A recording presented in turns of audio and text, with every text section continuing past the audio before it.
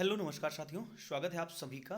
आइए आज की अपने इस क्लास में हम मुगल साम्राज्य को बिल्कुल बेहतर ढंग से विद नोट्स कंप्लीट तरीके से पढ़ेंगे, सीखेंगे, समझेंगे और जानेंगे। मुगल साम्राज्य जो आपको पता है सल्तनत काल के पश्चात जब इब्राहिम लोदी की हत्या बाबर के द्वारा पानीपत के मैदान में कर दी जाती है और वहीं से हम कहते हैं कि ये पानीपत का पहला युद्ध है। अगर बात करते हैं मुगलों की तो जो मुगल थे वो उनका जो वंश था वो चागताई तुर्क थे पिता की तरफ से, और मम्मी की तरफ से जो बाबर था वो क्या था, वो था चंगेज़ खान का वंशज। और चंगेज़ खान का क्या था, 14वां वंशज था वो। अगर हम बात करते हैं कि जो बाबर है उस बाबर के बारे में, तो बाबर क्या है, संस्थापक है, लेकिन अकबर ने क्या करा, अकबर ने वास्तव में स्थापना करी इस वंश की, है ना। वास्तविक संस्थापक इसलिए किसको कहा जाता है, बाबर को नहीं, अकबर को कहा जाता है। फिर हम बात करते हैं कि जो शासन है, शासन के मामले में सबसे अधिक समय तक किसने शासन किया था, तो अकबर ने शासन किया था। किसने शासन किया था, अकबर ने किया था। और न्यूनतम समय तक जिसने शासन किया वो कौन था, रफ़ी उद दरजात था। ये उत्तर मुगल कालीन शासकों की बातें हैं। फिर मुगल कालीन इतिहास को जानने के लिए महत्वपूर्ण कुछ स्रोत हैं। अब वो स्रोत कौन कौन से हमारे, तो अगर हम बात करते हैं तो रचनाएं हैं कुछ, और उनके रचनाकार और महत्वपूर्ण तथ्य हैं उनके संबंध में। जैसे आप बात करते हैं कि बाबरनामा एक रचना है, क्या है, बाबरनामा स्वयं बाबर ने लिखी।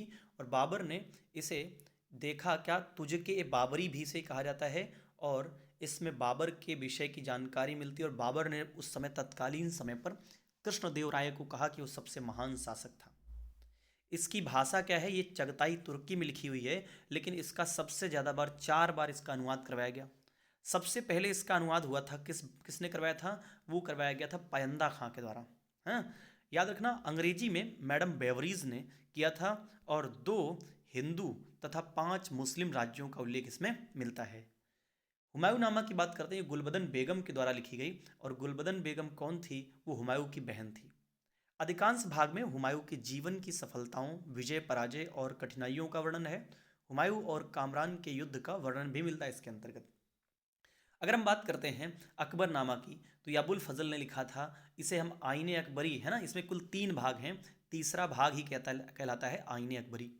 ये अकबरनामा की जान है, कुल मिलाकर सब कुछ इसी में मिलता है आपको ना, जान कहने का मतलब ये है। पहले भाग में क्या है, अमीर तैमूर से लेकर के हुमायूं तक के शासन का वर्णन मिलता है। और दूसरे भाग में बादशाह अकबर के इतिहास का वर्णन मिलता है। फिर एक है तबकात ए अकबरी। तबकात ए अकबरी किसने लिखा था, निज़ामुद्दीन अहमद ने लिखा था। ये 3 भागों में बटा हुआ है। भारत में मुस्लिम शासक के स्थापित होने से लेकर के बादशाह अकबर तक जो है इतिहास का वर्णन मिलता है। या फिर हम यूं कहें कि जब क्या बोलते हैं बाबर आया वहां से लेकर के अकबर तक का वर्णन मिलता है। एक पुस्तक है तुजुक ए जहांगीरी। ये जहांगीर के द्वारा जो है, जहांगीर की आत्मकथा है। और ये आत्मकथा जो है जहांगीर ने शुरू करी थी, इसको कंप्लीट किसने किया था, वो मोतमिद खान ने किया था। जहांगीर के सिंहासन पर बैठने से लेकर के 19 वर्षों तक इसमें शासन है।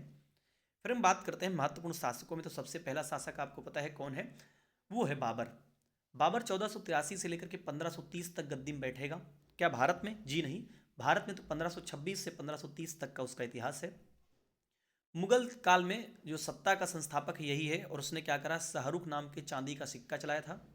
सड़क माप के लिए उसने गजे बाबरी का प्रयोग किया। मुबैयान नामक एक पद शैली का विकास किया। इसका वास्तविक नाम था जहीरुद्दीन मोहम्मद बाबर।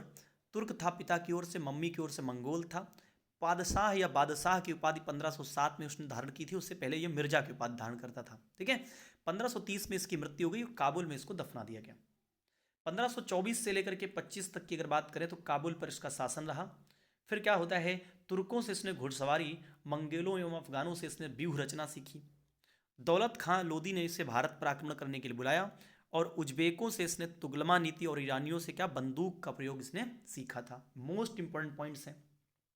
7 भारतीय राज्यों का उल्लेख करता है, बंगाल, दिल्ली, मालवा, बहमनी एवं गुजरात में मुस्लिम शासक थे कहते हैं। मेवाड़ में राणा सांगा है, और विजयनगर में हिंदू है शासक जिसका नाम कृष्णदेव राय है। इसने कहा कि तत्कालीन समय का सबसे महत्वपूर्ण और पावरफुल शासक था कृष्णदेव राय। बाबर ने क्या करा, बाबर ने आकर के भारत में सबसे पहला जो है बाजौर पर आक्रमण किया, ठीक है, जो जिसको कहते हैं प्रवेश द्वार था भारत आने का। और वहां आने के बाद उसका पांचवां अटैक था भारत पर। कौन सा? पानीपत, पांचवां था, ध्यान रखिएगा। ये युद्ध अप्रैल में होता है, 21 अप्रैल 1526 को। और इब्राहिम लोदी और बाबर के बीच होता है। पता है आपको, इब्राहिम लोदी हारा। इसमें तुगलमा नीति का प्रयोग किया था उसने। तोपों को सजाने के लिए उस्मानी विधि का प्रयोग किया। और नेतृत्व करता था उस्ताद अली और मुस्तफ़ा। अपनी उदारता के कारण इसने क्या करा? सिक्के खूब बंटवाए। और इसी समय उसने जो है कलंदर की उपाधि भी धारण करी थी, है ना। क्या किया था? कलंदर की उपाधि धारण की थी। चारों तरफ पैसे बंटवा दिए और कहा कि अब काबुल की गरीबी हमारे लिए नहीं है। खानवा का युद्ध होता है 1527 में। कौन था? राणा सांगा और बाबर हैं। पराजित कौन हुआ? राणा सांगा पराजित हुआ, बाबर विजयी हुआ। सिंपल सी बात है। बाबरनामा में इसका वर्णन मिलता है। इसी के पश्चात उसने गाजी की उपाधि धारण की थी। ठीक है। शराब के प्रयोग पर उसने जो है, कहते शराब के प्याले तुड़वा दिए, जिहाद का नारा दिया। और उसने तमगागर जो व्यापारिक कर था उसको समाप्त कर दिया। और मुसलमानों से वसूल किया जाने वाला ये एक टाइप का टैक्स था। फिर होता है चंदेरी का। चंदेरी का युद्ध होता है मेदिनी राय के साथ। मेदिनी राय वही है जिसे हम कहते हैं कि ये पता है क्या है? इसको कहते हैं कि मालवा का किंग मेकर था, ये बहुत पावरफुल शासक था। इसी चंदेरी के युद्ध में पहली बार क्या होता है, जो शेरशाह सूरी है यानी कि जो फरीद है वो भाग लेगा इसमें, ध्यान रखिएगा। और हार के बाद क्या है, महिलाओं ने यहाँ पर जौहर किया था। इसमें उसने क्या करा? राजपूतों की सिरों की मीनार बनवा दी थी। ये भी पूछता है कभी कभी। अब घाघरा का युद्ध होता है मई 1529 में। कब होता है? तो इसमें क्या हुआ? महमूद लोदी हारा। नेतृत्व कहाँ से कर रहा था? बिहार प्लस बंगाल की संयुक्त सेना का नेतृत्व कर रहा था। विशेष बात यह है कि जल और थल दोनों पर लड़ा गया था युद्ध, है ना। जल में भी था और थल में भी था। आगे आता है कौन? आगे आता है हुमायूं। एक बात ध्यान रखना, 1501-2 में उसने जो है कुले मलिक का युद्ध किया था। ठीक है, उसमें भी वो हार गया था, बहुत सारे युद्ध हारा था। ठीक है, उसके बाद जाकर कहीं बाबर बाबर बना। ठीक। हुमायूं आता है 1530 से 1540 और 1555 से 56, दो टाइम पीरियड है इसके। किसका? बाबर का पुत्र थे, सिंहासन पर बैठा है। आगरा में उसका राज्याभिषेक हुआ। दीन पनाह नगर की स्थापना करी थी। और 1555 में उसने सरहिंद के युद्ध के पश्चात जो क्या बोलते हैं, शेर शाह सूरी के जो वंश के लोग थे उनको हराया उसने। ठीक है। दीन पनाह एक लाइब्रेरी थी, वहीं से उसके 1556 में गिर करके मौत हो जाती है। कहते हैं लेनपुल ने कहा कि जीवन भर लड़खड़ाता रहा और अंत समय पर लड़खड़ाते लड़खड़ाते गिर कर मर गया था वो। बात करते हैं हुमायूं के मकबरे की। तो पत्नी थी हमीदा बानो बेगम, उसने इसको बनवाया था। भारत का प्रथम दोहरा गुंबद वाला मकबरा है, सफ़ेद संगमरमर है। इसको कहते हैं ताजमहल का ये पूर्वगामी है। और दूसरी बात क्या है, जो हुमायूं का मकबरा है ये मुगलों का कब्रिस्तान कहा जाता है। यहाँ पे बहुत सारे लोगों की कब्रगाह है। ठीक है। हुमायूं के प्रारंभिक समस्याएं क्या हैं? साम्राज्य का विभाजन। कामरान को उसने काबुल दिया, अस्करी को उसने संभल दिया, हिंदाल को अलवर दे दिया, सुल्तान मिर्जा जो इसका चचेरा भाई था उसको बदख्शा की जागीर दे दी थी। समस्या दूसरी क्या है? राजपूत समस्या है। राणा सांगा का पुत्र रतन सिंह है जो मुगलों को खदेड़ने का संकल्प लेता है। दूसरा क्या है? खाली राजकोष। क्यों? बाबर ने बहुत बांटा। ठीक। अफगान समस्या है। पानीपत के प्रथम युद्ध के बाद इब्राहिम लोदी के बाद भी महमूद लोदी द्वारा पुनः अफगान साम्राज्य की स्थापना का प्रयास किया जाएगा। अब बाबर क्या करेगा? युद्ध करेगा। तो उसी महमूद लोदी को पहले उसको हराना है, तो उसने क्या करा? दोहरिया का युद्ध करा 1532 में। और दोहरिया के युद्ध में हुमायूं के विरोध में महमूद लोदी था। ठीक है। और महमूद लोदी लेकिन इसमें हारा। फिर क्या होता है? चौसा का युद्ध होता है। और चौसा के युद्ध में 27 जून 1539 को जो हुआ, बक्सर के निकट हुआ था। हुमायूं पराजित हुआ इस युद्ध में। और यहाँ से शेर शाह नाम का एक व्यक्ति बाहर आएगा ना। निजाम नामक भिस्ती ने मदद की थी। किसकी मदद की थी? शेर शाह सूरी की। कि हुमायूं की? तो आप कहेंगे हुमायूं की जान बताई थी। और यहीं से क्या होता है, वहाँ पर क्या किया उसने? उसके जान बचाने के बदले में कहा कि तुमको एक दिन का शासक बनाते हैं। तो उसने इसके बदले में क्या दिया था उसको? आप कहेंगे इसी चीज़ के बदले में प्राप्त हुआ था चांदी का, कि चमड़े का, उसने चमड़े का सिक्का बनवाना शुरू कर दिया ना। फिर हम बात करते हैं कि कन्नौज के यानी बिलग्राम के युद्ध के बारे में। ये भी शेरशाह और हुमायूं के बीच लड़ा गया। और इसमें कौन पराजित होता है? फिर से एक बार पराजित हुआ हुमायूं और भाग गया यहाँ से। फिर वो क्या करता है? वहीं घूमता रहता है, टहलता रहता है। 1542 में क्या बोलते हैं, अकबर का जन्म भी हो जाता है। अब वापस उसको जैसे पता चला कि सब समाप्त हो गया तो ये वापस आता है। वापस आने के बाद उसने सबसे पहले मच्छीवाड़ा का युद्ध किया। सिकंदर शाह था। ठीक है। और सिकंदर शाह को हराया, मुगल सेना विजयी हुई। दोबारा फिर से उसने सरहिंद का युद्ध किया। क्यों? सरहिंद के समय पर युद्ध जब हुआ तो पंजाब का जो है क्षेत्र मिल गया था किसको? सिकंदर शाह को। सिकंदर शाह कौन है? शेर शाह सूरी का वंशज है। ठीक है। उन्हीं में विभाजन हो गया था, तो विजयी हो गया। अब लेकिन क्या होता है, एक दिन लड़खड़ाते लड़खड़ाते गिर करके मौत हो गई। तो बीच में कौन आया? शेरशाह सूरी आया। जरा सुनना शेरशाह सूरी के बारे में। सासाराम का जमींदार था हसन खां, उसका पुत्र था कौन? इब्राहिम लोदी द्वारा जागीर शेर शाह को स्थानांतरित कर दी गई। ठीक है। वास्तविक नाम इसका फरीद था। बहार खां लोहानी जो बिहार का सूबेदार था, उसके द्वारा इसको शेर खां की उपाधि दी गई थी। फिर हम बात करते हैं क्या था प्रारंभिक समय पर। चंदेरी का जो युद्ध हुआ था 1528 में, बाबर की सेना में शामिल था। घाघरा के युद्ध में महमूद लोदी का इसने साथ दिया था। चौसा का युद्ध जो है हुमायूं और शेरशाह के बीच हुआ था। शेरशाह ने सुल्तान ए आदिल की उपाधि धारण की थी। फिर हम बात करते हैं कि बिलग्राम का युद्ध होता है जो 1540 में हुमायूं और शेरशाह के बीच होता है। पराजित, सिंपल सी बात है, वही होगा हुमायूं। फिर साम्राज्य आगे भी जारी रखा, पूर्व में बंगाल तक उसने और पश्चिम में सिंध तक जाकर के अपना साम्राज्य विस्तार किया। सबसे मेन बात है कि शेर शाह का जो अभियान है वो कौन सा है, तो आप कहेंगे गुख्खरों के विरुद्ध जो है उसने 1541 में उत्तर पश्चिम सीमा पर रोहतासगढ़ के किले का निर्माण करवाया था। पूछता है हमसे रोहतासगढ़ का किला किसने बनवाया था, तो शेर शाह सूरी ने बनवाया था। मालवा अभियान उसने किया था 1542 में, जिसमें क्या हुआ था? विजय हुआ था। रायसीन अभियान किया था 1547 में, यहाँ पे पूरनमल की हत्या हो गई धोखे से। ठीक है। राजपूत स्त्रियों ने यहाँ पर भी क्या किया? जौहर किया। फिर हम बात करते हैं जब कालिंजर, अच्छा उससे पहले मारवाड़ अभियान, यही मारवाड़ अभियान है जहाँ पर वो कहता है कि मैं एक मुट्ठी बाजरे के लिए पूरा का पूरा साम्राज्य खो बैठता।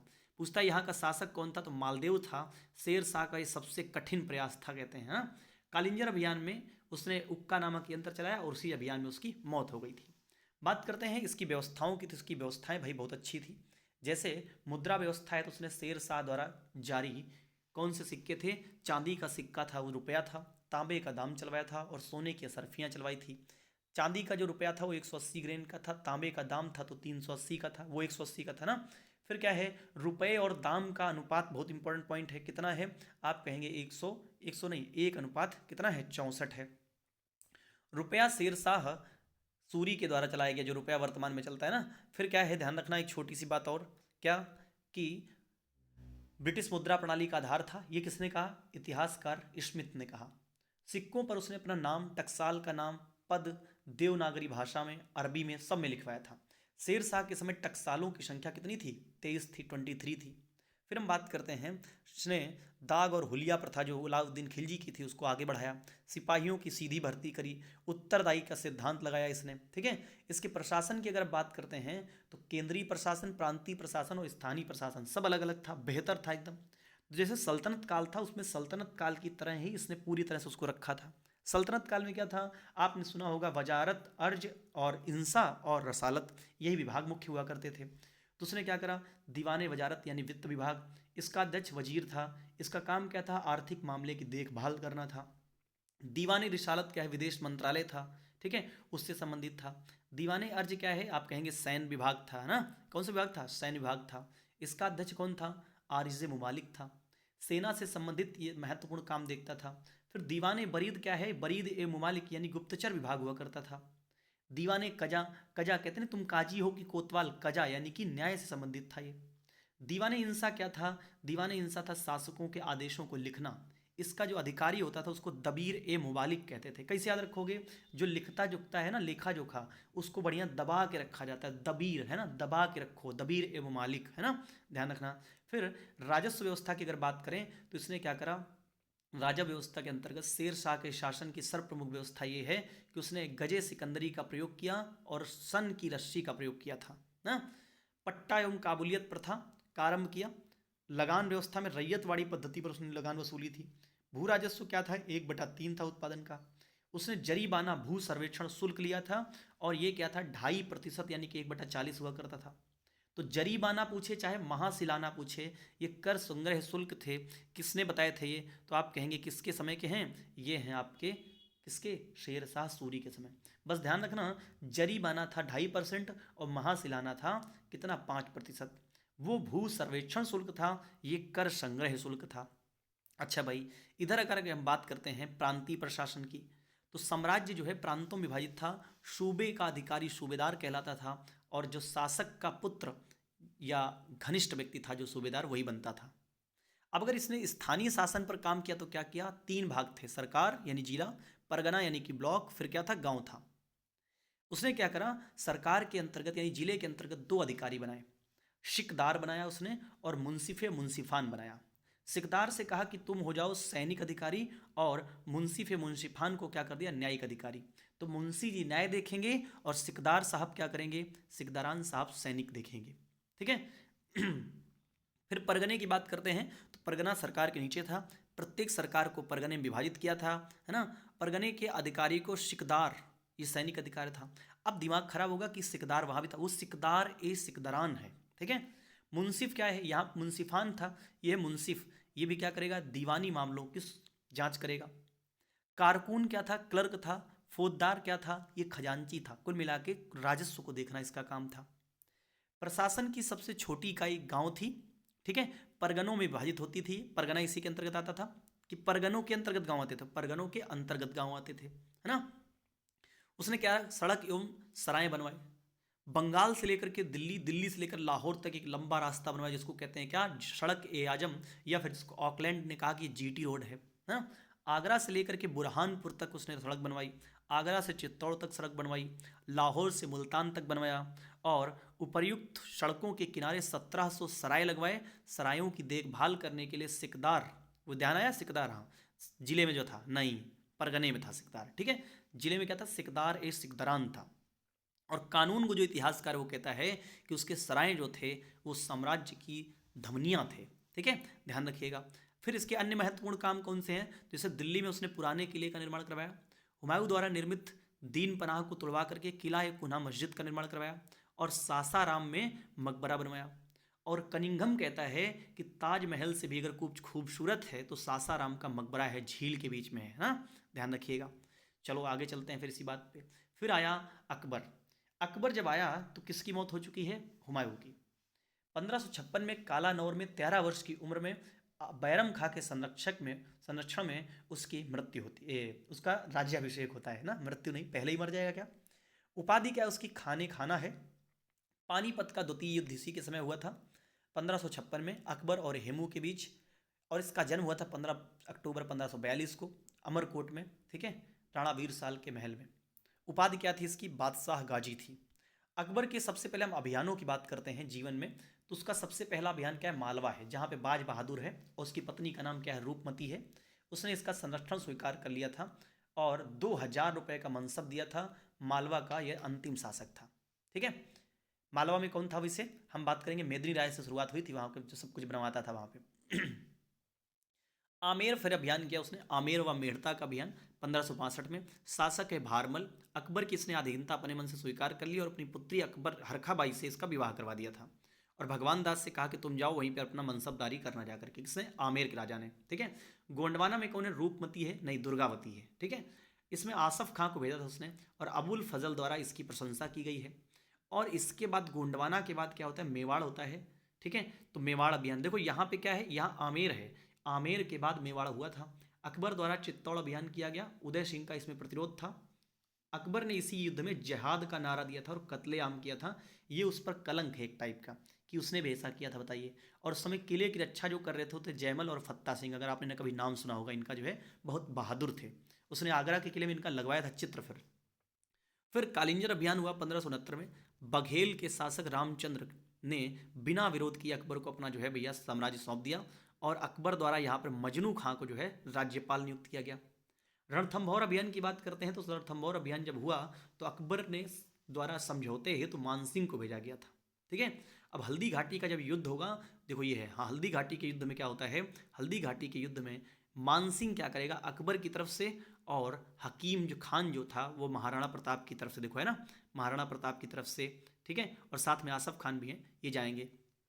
मेवाड़ की राजधानी उदयपुर से कुंभलगढ़ स्थानांतरित हो गई थी। ठीक है। यहाँ पर क्या है, दूसरी बात, छापामार युद्ध का प्रयोग किया गया था। अमर सिंह ने जहांगीर के साथ सशस्त्र समझौता भी किया था, ध्यान रखें। अन्य अभियानों की बात करते हैं तो उसने गुजरात अभियान किया था। इसमें जो है मुजफ्फर शाह थर्ड था इस समय गुजरात का शासक। विजय का कारण क्या था, बंदरगाह की उपलब्धता, भूमि बहुत उपजाऊ थी, इसलिए उसने जीतने के लिए सोचा था।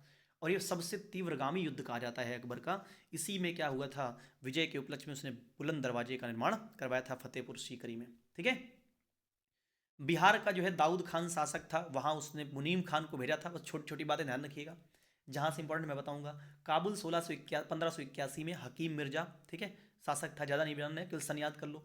कश्मीर में उसने 1585 में किया था, यूसुफ खान को पराजित किया। सिंध में कोई जौन जानी बेग है, ठीक है। दक्षिण की बात करते तो अहमदनगर यही है, चांद बीबी, ठीक है। अबुल फजल ने इसका नेतृत्व किया था। बीजापुर में कौन है? आदिल शाह है, इसने अकबर की स्वाधीनता स्वीकार कर ली थी, अधीनता। अकबर की नीतियां क्या हैं? दशमलव पद्धति पर उसने जो है मनसबदारी व्यवस्था की शुरुआत करी और 7,000 अधिकतम मनसब था। किसको दिया था उसने? उसने दिया था मिर्जा अजीज कोका को और मान सिंह को। सबसे ज़्यादा मनसब किसके समय पर थे अगर पूछे तो बता देना, सबसे अधिक मनसब थे औरंगजेब के समय, और सबसे ज़्यादा हिंदू मनसब थी इसी के समय पर थे, ठीक है। आईने अकबरी में जो है 66 मनसब के वर्गों का उल्लेख किया गया है। फिर बात करते हैं अकबर की धार्मिक नीति के बारे में। तो क्या है? सुलह कुल की नीति थी जो सहिष्णुता पर आधारित है ना। फिर क्या बात करते हैं हम? सामाजिक धार्मिक उदारता के कारण उसने अपनाई थी। 1582 में दास प्रथा का अंत किया। 1582 के बाद 1563 में तीर्थ यात्रा कर, 64 में जजिया कर, इस्लाम के रहस्यवादी पक्ष से प्रभावित होकर उसका सुझाव सूफी मत की ओर चला गया था। झरोखा दर्शन की उसने शुरुआत की थी, है ना। दीन ए इलाही 1582 में बनाया। इसका तात्पर्य था कि एकेश्वरवाद की तरफ प्रभाव था उसका। अबुल फजल तथा बदायूनी इसे तौहीद ए इलाही कहते हैं, ठीक है। और इतिहासकार स्मिथ कहता है कि मूर्खता का स्मारक है। एकमात्र क्या बोलते हैं हिंदू कौन था? बीरबल था जो इसमें शामिल था। अब ये कौन था बीरबल? तो अकबर के नौरत्नों में था। अकबर के नौरत्न कौन कौन से हैं? तो ध्यान रखना, सबसे पहले है अबुल फजल फैजी बीरबल, अबुल फजल फैजी बीरबल, अब्दुल रहीम खान खाना तानसेन टोडरमल, मान सिंह हकीम हुक्काम मुल्ला दो प्याजा, ठीक है। इबादत खाने की स्थापना उसने करी 1575 में। फैजी द्वारा इसमें सहायता की गई थी। कहाँ करी थी? फतेहपुर सीकरी। और फतेहपुर सीकरी जो था वो सबसे नियोजित शहर था पहला मुगल काल का। धार्मिक चर्चा का आयोजन स्थल था ये इबादत खाना। अकबर शेख अब्दुल नबी का भक्त था। किसका? अब्दुल नबी का। जैन गुरु हरिविजय सिंह सूरी को उसने जगत गुरु की, लेकिन जिन चंद्र सूरी को युग प्रधान की उपाधि दी और 200 बीघा जमीन भी दिया था। ईसाइयों को आगरा तथा लाहौर में चर्च बनाने की अनुमति किसने दी थी? इसी ने दिया था, ठीक है। ध्यान रखना अकबर ने 1579 में क्या करता है? मजहर की घोषणा कर देता है और धार्मिक गुरुओं में वाद विवाद जो होता है उसकी व्याख्या के लिए बुलाया था। अकबर की मुद्रा प्रणाली क्या थी? उसने सिक्कों पर सीता और राम की आकृति, चांदी का तांबे का सब सिक्का चलाया, चांदी का रुपया तांबे का दाम चलाया, है ना। सर्वाधिक प्रचलित स्वर्ण सिक्का इसका इलाही था। इसके समय पर भूमि 4 प्रकार की थी। कौन सी? पोलज थी जो हर साल जोती जाए, बोई जाए। प्रति कौन सी थी? 1 से 2 वर्ष के अंतराल में। चाचर 4 से 5 साल के अंतराल में। बंजर क्या था? 5 वर्ष से अधिक में। अवबाब एक ऐसी भूमि हुआ करती थी, ध्यान रखना, अवबाब ऐसी भूमि थी पर मूल किराए से ऊपर कर लगाया जाता था इसमें, ठीक है, ध्यान रखिएगा। अब इसमें क्या है? एक प्रणाली थी जब्ती प्रणाली। उसी जब्ती प्रणाली के आधार पर टोडरमल ने दहसाला व्यवस्था शुरू करी 1580 में, ठीक है। उद्देश्य क्या था? शेर शाह की भू राजस्व व्यवस्था को वैज्ञानिक आधार प्रदान करना। 10 वर्षों का उत्पादन इसका 10 वर्षों के औसत उत्पादन पर होता था। 1/3 भू राजस्व की करें थी। किसानों के लिए तकावी ऋण देने की व्यवस्था भी थी। अकबर के संबंध में क्या है? महाभारत का उसने फारसी में अनुवाद करवाया। किससे? बदायूनी और फैजी द्वारा, रजमनामा के नाम से। दसवंत, बशावन, जगन, महेश, हरिवंश ये सब कौन थे? इसके चित्रकार थे। उसने जरी कलम की उपाधि दी थी मोहम्मद हुसैन को, ठीक है। तानसेन के बारे में अगर बात करें तो तानसेन का वास्तविक नाम क्या था? अभी बताएंगे हम। रामतनु पांडे था। और ये कहाँ थे? ग्वालियर के थे। ध्रुपद के संस्थापक हैं। और घराना क्या हो जाएगा? घराना हो जाएगा इनका ग्वालियर घराना। अकबर ने इनको मियाँ की उपाधि दी थी, है ना। फिर हम बात करते हैं अकबर ने कौन कौन सी इमारतें बनवाई। तो अकबर ने फतेहपुर सीकरी, सलीम चिश्ती का मकबरा, जोधाबाई का महल, दीवाने आम, दीवाने खास, पंचमहल, शान फतेहपुर यानी जामा मस्जिद को कहते हैं आप, हुमायूं का मकबरा, है ना, इसको बनवाया था। किसने? दिल्ली में। भारतीय और फारसी वास्तुकला का शैली का उदाहरण है और ये यूनेस्को में शामिल है। कौन? हुमायूं का मकबरा। आगरा का किला बनवाया, लाहौर का किला बनवाया, इलाहाबाद का किला बनवाया और तुर्की सुल्ताना का महल स्थापत्य कला का मोती कहा जाता है, उसका भी निर्माण इसी ने करवाया था। इसके पुत्र का नाम क्या है? जहांगीर नाम है। अब जहांगीर के आगे की कहानी में हम मिलेंगे एक बार फिर से आपको, ठीक है। तो मिलते हैं दोस्त अगली क्लास में इसी तरह के इस बेहतरीन नोट्स के साथ। तब तक अपना ख्याल रखिए। और हाँ, अगर आपको ये पसंद आती है सीरीज़ तो हम पूरा कंप्लीट हिस्ट्री करेंगे आपके सुझाव के अनुसार। मिलते हैं अगली क्लास में।